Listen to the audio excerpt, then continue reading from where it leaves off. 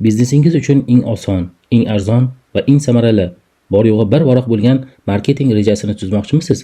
Ushbu bir varaqli marketing kitobi aynan siz uchun.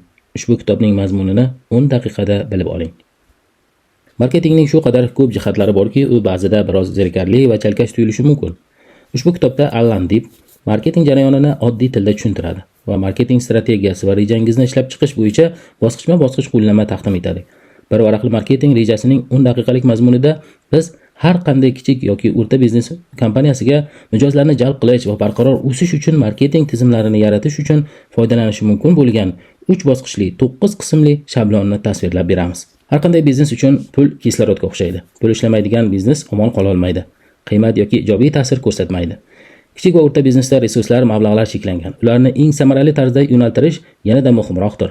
Bir varaqli marketing rejasi sizning marketing strategiyangizning yuqori ta'sirli elementlarini aniqlashtirish va amalga oshirishga yordam beradigan kuchli vositadir. Har qanday biznesda marketing eng katta ta'sir ko'rsatadi. Marketing ko'nikmalarining 10% yaxshilanishi sizning daromadingizning ekspansial yaxshilanishiga olib kelishi mumkin. Bundan tashqari, bir varaqli marketing rejasi marketingni rejalashtirish jarayonining eng muhim jihatlarini qamrab oladi. Xususan, bir varaqli marketing rejasi marketing jarayonini 3 bosqich bo'yicha 9 ta faoliyat to'plamiga ajratadi. Oldin, davomida va keyin. Oldin bosqichi.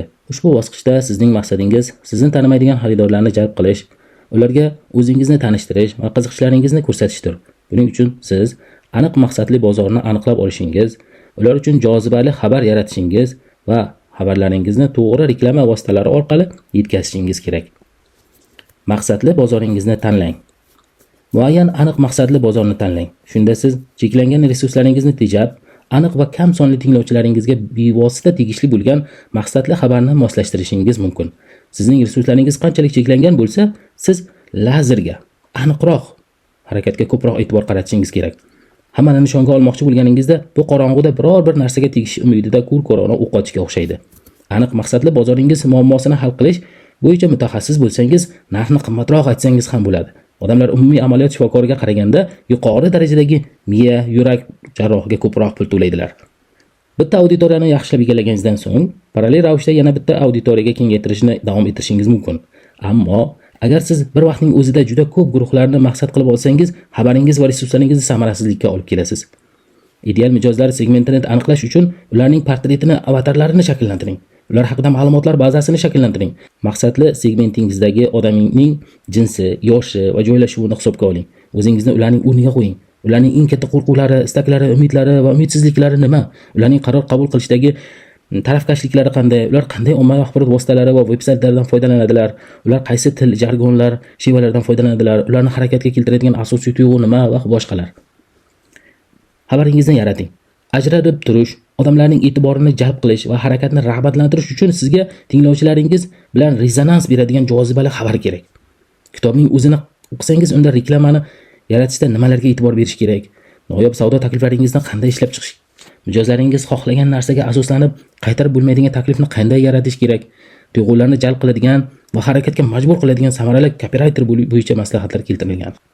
Aytgancha, ushbu kitobning audio va elektron variantini mutolaa ilovasidan topishingiz mumkin. U yerda yana ko'plab bestseller kitoblar mavjud. Ilovaning pulli obunasiga 10% lik chegirma olishni istasangiz, promokod degan joyga 10 daqiqa deb yozing. Mutolaa bitta kitob puliga 1 yilga minglab kitoblar yoningizda. Davomida bosqichi. Ushbu bosqichda sizning maqsadingiz taklifingizga ozgina qiziqish bildiradigan ehtimoliy xaridorlarni ular sizdan sotib olishni yoqtirmagunicha, ishonmagunlaricha tarbiyalashtir. Ehtimoliy xaridorlarni qo'lga olish. To'g'ridan-to'g'ri javob marketingining maqsadi darhol savdo qilish emas, bu sizning yechimlaringiz bilan qiziqadigan odamlarni topishdir. Shuning uchun siz asta-sekin ishonch va munosabatlarni o'rnatishingiz mumkin. Shunday qilib, birinchi qadam ma'lumotlar bazasida ehtimoliy xaridorlaringizni, ya'ni leadlarni qo'lga kiritishdir. Leadlarni tarbiyalash. Ko'pgina sotuvchilar atiga 1-2 urinishdan keyin taslim bo'ladilar. Aslida aksariyat leadlarni bir nechta aloqalar orqali rivojlantirish kerak. Yaxshi xabar shundaki, siz ularning ishonchini qozonganingizdan so'ng, ular sizdan hech qanday qiyinchiliksiz sotib olishga tayyor bo'ladi. Bu qadam sizning leadlaringiz sotib olguncha yoki tashlab ketguncha doimiy ravishda qiymat taklif qilishingizni talab qiladi. Shu sababli doimiy ularga xabar jo'natib, ular bilan aloqani ushlang. Sotishga aylantirish. O'zingizni ommaviy tovarlarni sotayotgan asabiy sotuvchi kabi tutmang. Agar siz avvalgi qadamlarni to'g'ri bajarsangiz va o'zingizni lidlaringiz yoki mijozlaringiz hayotini yaxshilay oladigan izlanuvchi mutaxassis sifatida ko'rsatsangiz, ular bir muncha vaqt o'tgandan so'ng sizdan xarid qilishni so'rashadi. Ishonch va ishonchni uyg'otadigan ijobiy birinchi taassurotni taqdim eting. Xarid qilishni xavf-xatarsiz qilish uchun g'ayritabiiy kafolatlarni taklif qiling. To'g'ri narx strategiyasini ishlab chiqish va boshqa foydali texnikalardan foydalaning. Masalan, bepul sinab ko'rish bo'lishi mumkin. Yana qo'shimcha chegirma berishdan tiyiling. Iloji bo'lsa bepul sinab ko'rishga imkon bering. Bu sehrli usul orqali siz savdoni tezda ko'tarib olishingiz mumkin. Sotishda to'lov qabul qilishda turli qog'ozbozliklarni yo'qoting. Naqd o'tmaydi, plastikning qaysidir turlari ishlamaydi, onlayn to'lov yo'q degan muammolarni bartaraf eting.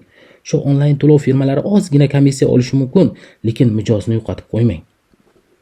Keyin bosqichi. Ushbu bosqich sizning mijozlaringizni hayratlanarli muxlislarga aylantirish bilan bog'liq. Buning uchun siz jahon miqyosidagi ajoyib tajribani taqdim etishingiz, mijozning umr bo'yi qiymatini oshirishingiz va referallarni faol ravishda rag'batlantirishingiz kerak. Jahon darajasidagi ajoyib tajribani taqdim eting. Qiziqarli muxlislar guruhini yaratish uchun siz doimo hayratlanarli tajribani taqdim etishingiz, uzoq muddatli munosabatlarni o'rnatishingiz va qiziqarli, oson kurashishingiz kerak. Sizning yakuniy maqsadingiz mijozlaringizga natijalarga erishishda yordam berishdir. Kitobning to'liq versiyasida mijozlaringizni mag'lub etish uchun ajoyib tajriba yaratishingiz va kengaytiriladigan takrorlanadigan biznes tizimini yaratishingiz turlari usullaridan bahramand bo'lasiz. Mijozning umr bo'yi qiymatini oshiring. Haqiqiy pul avvalgi yoki mavjud mijozlarga ko'proq sotish orqali topiladi. 50% sotuvchilar bir marta bog'langandan keyin leadni unutadi. 65% ikkinchi martadan keyin, 80% esa 3-martada urinishdan so'ng taslim bo'ladi. Endi o'ylab ko'ring. Fermer urug'ni sepsa va uni 1-2 marta sug'organdan keyin sug'orishni unutsa nima bo'ladi? Leadlar bilan 12 martagacha muloqot qiling. 7-muloqotda siz ularning miyasiga kirasiz. 9-muloqotda lead sotib olishga tayyor bo'ladi. Qo'ng'iroq qilish ehtimoli 90%. Vaqt o'tishi bilan bo'lajak mijozga oldindan qiymat berib, u bilan kuchli aloqa o'rnatasiz, ishonchini qozonasiz va avtoritetga aylanasiz. Referallarni rag'batlantirish. Og'izdan og'izga tavsiyadan umid qilish bepul tushlik kutishga o'xshaydi. Siz kimdir tavsiya beradi deb kutib o'tirmang. Tavsiya beradigan referallar bilan ishlang. Ularni tan olib, maqtab, sizga o'xshagan muammoga duch kelgan yoki shunday ehtiyojga ega tanishlaringizni taklif qilishsa, ularga bonuslar taqdim eting. Yana bir narsa, ekspertlar bilan aloqalarni zo'r yo'lga qo'ying. Agar huquqshunos bo'lsangiz, hisobchini, avto ehtiyot qism sotsangiz, avtomexanik usta, uy hayvoni uchun ozuqa sotsangiz, veterinar sizning savdo hamkoringiz bo'lishi mumkin. Endi sizga ushbu bir varoqli marketing rejaning qanday vizual shaklda amalga oshirilishini qisqacha takrorlab beramiz. Ehtimoliy xaridorni, ya'ni leadlarni xaridorga aylantirish uchun bozor, xabar va media orqali dastlab qiziqish uyg'otish, leadlarni tanlab olish, leadlarni xaridorga aylantirish va savdo qilishlariga erishish mumkin. Xaridorlarni sizning mahsulotingiz yoki xizmatingizning muxlisiga aylantirish uchun esa ajoyib tajriba, mijozning umr bo'yi qiymatini, ya'ni doimiy mijozga aylanishini oshirish va referallar sizning mahsulotingiz yoki xizmatingizni boshqalarga tavsiya qilishlariga undash orqali erishish mumkin. Qisqa qilib aytganda, aslida ushbu kitobda juda ko'plab marketing vositalar, kompaniyalar marketing strategiyalaridan misollar ko'p keltirilgan.